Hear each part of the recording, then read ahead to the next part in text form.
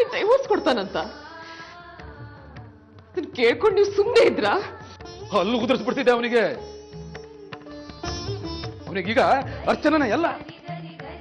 ಅವಳು ನಿಂತ್ಕೊ ಅಂದ್ರೆ ನಿಂತ್ಕೋತಾನೆ, ಕೂತ್ಕೊ ಅಂದ್ರೆ ಕೂತ್ಕೋತಾನೆ, ಕುಣಿ ಅಂದ್ರೆ ಕುಣಿತಾನೆ. ಅವಳು ಅಷ್ಟೇ ಸೂತ್ರದ ಕೊಂಬೆ ತರ ಕುಣಿಸ್ತಾಳೆ ಅವಳನ್ನ.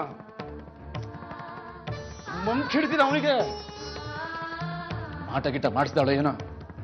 ಅವಳು ಹೇಳಿದ್ದೆ ವೇದ ವಾಕ್ಯ. ಕಲ್ಪನಾಗೆ ವಿಚ್ಛೇದನ ಕೊಟ್ಟು ಈ ಮನೆಯಿಂದ ಓಡಿಸ್ಬೇಕಂತೆ. ಮಾನ ಮರ್ಯಾದೆ ಇಲ್ಲದೆ ಇಂತ ಮಾತಾಡ್ತಾನೆ ನಿನ್ನ ಮಗ. ಮಾವ, ಹರಿಗೀಗ ನಾನು ಬೇಡವಾಗಿದ್ದೀನಿ, ಅದು ನನಗೆ ಗೊತ್ತು. ಬೇಡದೆ ಇದ್ಮೇಲೆ ನಾನು ಯಾಕೆ ಅವನಿಗೆ ಭಾರ ಆಗಿರ್ಲಿ ಹೇಳಿ?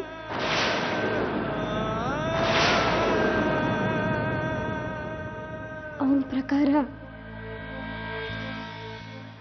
ಅಮಿತಕ್ಕನ ಜೀವನ ನನ್ನಿಂದ ಹಾಳಾಯ್ತು.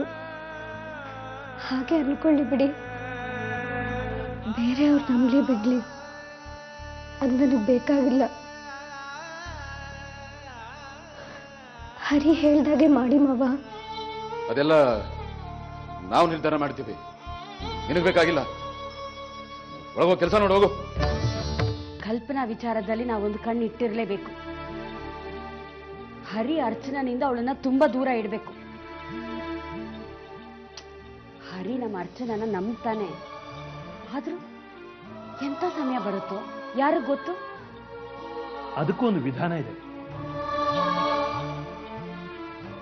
ಇವತ್ತು ಹರಿ ಒಂದು ಮಾತು ಹೇಳ್ದ, ನೆನಪಿದೆಯಾ? ಈ ಮನೇಲಿ ನನಗೂ ಪಾಲಿದೆ ಅಂತ ಹೇಳ್ದ. ಅಂದ್ರೆ ಅವನಿಗೆ ಮನೆ ಆಸ್ತಿ ಬಗ್ಗೆ ತಿಳುವಳಿಕೆ ಇದೆ ಅಂತ ಅರ್ಥ. ನೀನು ಮುಂದೆ ನಿಂತು ಆಸ್ತಿ ಕೇಳಬೇಕಾಗಿಲ್ಲ. ಈಗಾಗಲೇ ಹರಿ ಮನಸ್ಸಲ್ಲಿ ಆಸ್ತಿಲಿ ಪಾಲು ಕೇಳಬೇಕು ಅನ್ನೋ ವಿಷಯ ಅಚ್ಚಾಗಿದೆ. ಅದು ಅಳಿಸಿ ಹೋಗದೆ ಇರೋ ಹಾಗೆ ನೀನು ನೋಡ್ಕೊಂಡ್ರಾಯ್ತು. ಆಸ್ತಿಲಿ ಪಾಲು ಕೇಳೋದು ಅನಿವಾರ್ಯ ಅನ್ನೋದನ್ನ ಆಗಾಗ ನೀನು ನೆನಪಿಸ್ತಾ ಇರಬೇಕು ಅಷ್ಟೇ. ಅದಕ್ಕೆ ಇವಳು ಗಂಡನ್ಗೆ ಡೈವೋರ್ಸ್ ಕೊಡ್ತಾಳಂತೆ. ಏನು? ಹರಿಗೆ ಡೈವೋರ್ಸ್ ಕೊಡ್ತಾಳಂತ? ಹಾಗಂತ ಅಪ್ಪ ಅಮ್ಮನ ಹತ್ರ ಹೇಳಿದಾಳೆ. ಡೈವೋರ್ಸ್ ಪೇಪರ್ಗೆ ಸೈನ್ ಹಾಕ್ತಾಳಂತೆ. ಸೈನ್ ಮಾಡಿದ್ಮೇಲೆ ಊರಿಗೆ ಹೋಗ್ತಾಳಂತೆ. ಹರಿಗೆ ನಾನೇ ವೈರಿ ಹಾಗಂತ ಅವನೇ ಹೇಳ್ತಿದ್ದಾನೆ. ಎಲ್ರಿಗೂ ನನ್ನಿಂದ ಬೇಜಾರಾಗೋದಾದ್ರೆ ನಾನು ಯಾಕಿಲ್ಲಿರ್ಲಿ ಹೇಳಿ? ಕಲ್ಪನಾ, ಅಷ್ಟು ಸುಲಭವಾಗಿ ನೀನನ್ನು ಬಿಟ್ಬಿಡ್ತೀನಾ? ನನ್ನ ಗುರಿನೇ ನೀನು. ನಾನಾ? ಹೌದು, ನೀನೇ. ಅಲ್ಲಯ್ಯ, ಮನೆ ಸಂಸಾರ ಅನ್ನೋ ಜವಾಬ್ದಾರಿ ಇದೆ ನಿನಗೆ. ನಿನ್ನ ತಂಗಿ ಮದುವೆ ನಿಂತು ಹೋಗಿದೆ, ಆ ಹುಡುಗ ಸತ್ತು ಹೋಗಿದ್ದಾನೆ, ಎಲ್ಲರೂ ಚಿಂತೆಲಿದ್ದಾರೆ. ಅಲ್ಲ, ನಿನ್ಗೇನು ಅನ್ಸೋದೇ ಇಲ್ವಾ? ಬೆಂಗಳೂರಿಂದ ಒಂದೇ ಸಮನೆ ಫೋನ್ ಬರ್ತಾ ಇದೆ. ವ್ಯವಹಾರದಲ್ಲಿ ಏನೋ ಎಡವಟ್ ಆಗಿದೆ ಅಂತೆ. ತಕ್ಷಣ ಬಾ ಅಂತಿದ್ದಾರೆ. ಅದಕ್ಕೆ ಅದೇನ್ ವ್ಯವಹಾರ ಮಾಡ್ತಿದಾರೋ ಯಾರಿಗೂ ಗೊತ್ತಿಲ್ಲ.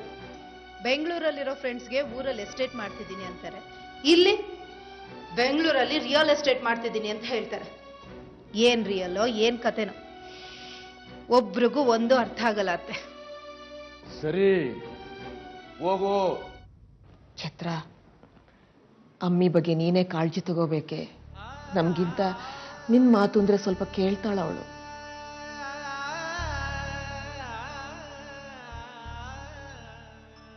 ತಾಯಂದ್ರಿಗೆ ಮಕ್ಕಳ ಇಂಥ ದೌರ್ಭಾಗ್ಯ ನೋಡೋ ಪುಣ್ಯ ಸಿಟ್ಟು.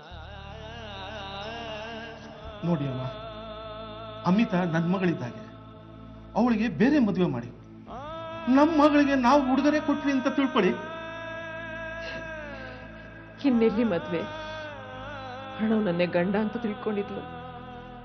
ಅವನೇ ಇಲ್ಲ ಅಂದಾಗ ವಿಧವೆ ಆದೆ ಅಂತಿದ್ದಾಳೆ. ವಿಧವೆ ತರ ಇದ್ದಾಳೆ. ಅಮಿತಾ ಎಲ್ಲಿದ್ದಾಳೆ?